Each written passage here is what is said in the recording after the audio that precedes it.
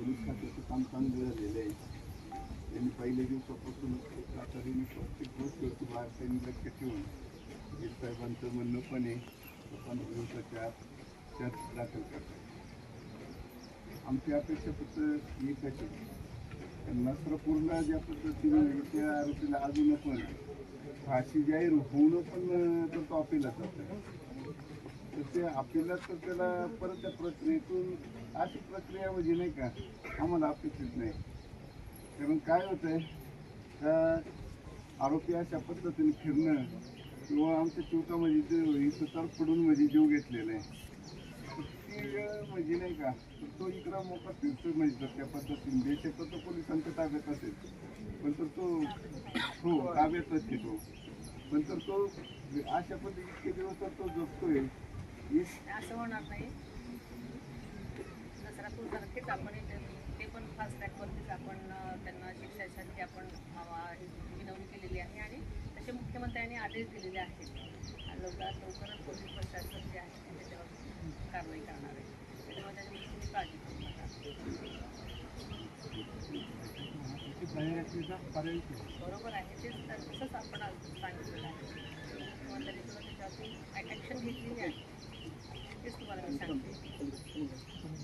आणि ज्या काही गोष्टी आता म्हणजे ही जी घटना आहे ती खरोखरच म्हणजे अत्यंत दुर्दैवी आहे आणि समाजाला काही फासणारी आहे. अशा घटना वारंवार होणं अतिशय दुर्दैवी आहे खरं सांगायचं तर.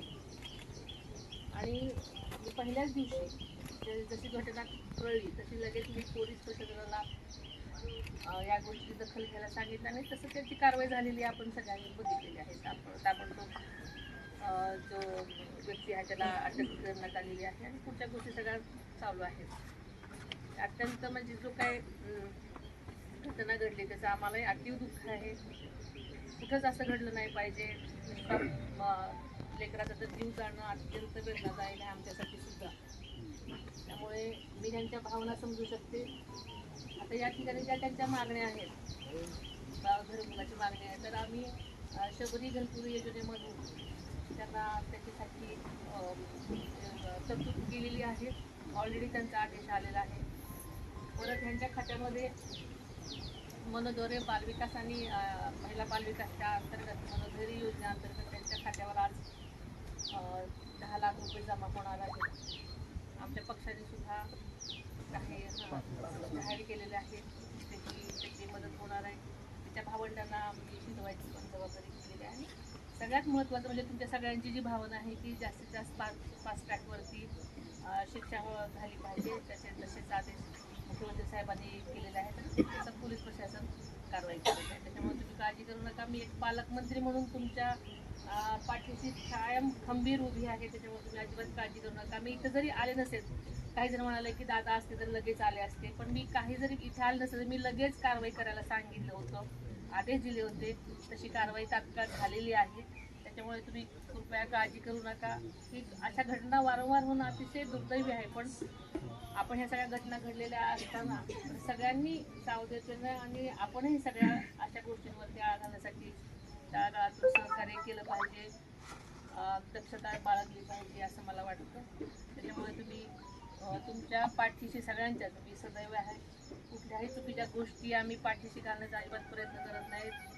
त्यांना जास्तीत जास्त अशा लोकांना शिक्षा झालीच पाहिजे असं आमचंही मत आहे.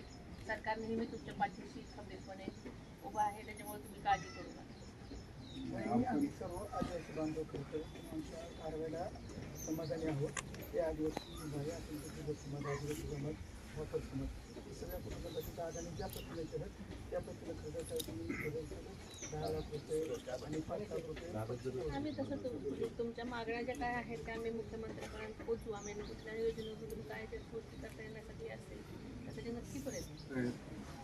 ते दृष्टीने जर पाहिलं तर बिबटेपेक्षा पण खूप म्हणजे नाही का विचित्र आणि खूप गंभीर म्हणजे अशी नाही नाही, का मी घटना आहे. तुम्हाला सांगते की अतिशय गंभीर आहे. त्यासाठीच सर्व पातळ्यांमधून प्रयत्न होणं गरजेचं आहे. त्याच्यामुळे सगळ्याच गोष्टी आम्ही सजगतेने बघतो आणि कशा योजना अशा घटना वारंवार घडल्या नाही पाहिजे यासाठी शासन सदैव प्रयत्नशील आहे. त्याच्या सूचना सगळ्यांना देण्यात आलेल्या आहेत. सरपंच साहेब सुमित्राबाईंनी अत्यंत पारदर्शकपणे तुम्ही लक्ष घातलेलं आहे.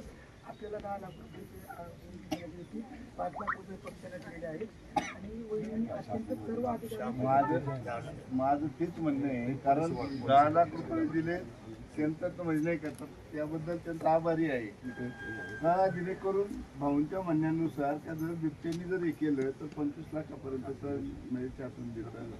तर मग आज तर आज त्याच्यापेक्षा पण भयानक नरदम्य तुमची सूचना आहे का ते साहेबांपर्यंत पोहोचवते आणि का जो योग्य असेल तो आम्ही करू. हो, कारण या ठिकाणी नुसतं फक्त नाही का मुलगी गेले तर दुःख नाही, तर ती विचित्र पद्धतीने गेले तर ते म्हणजे आम्हाला हे नाही होत. तुम्हालाच नाही कोणालाच ते म्हणजे मान्य होण्यासाठी गोष्ट नाही. हे सगळ्यांनाच अतिशय वाईट वाटलेलं आहे.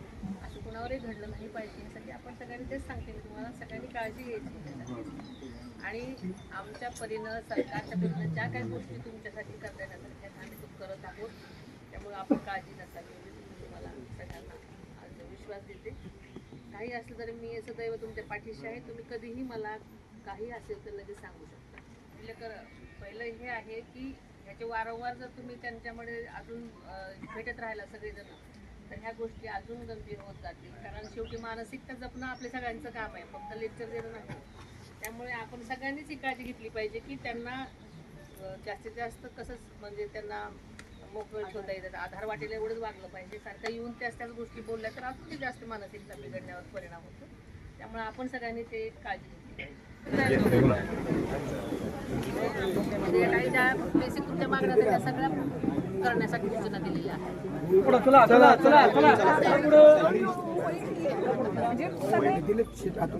तिथे काल मंत्री महोदय तिथे गेले होते, माहिती आहे तुम्हाला.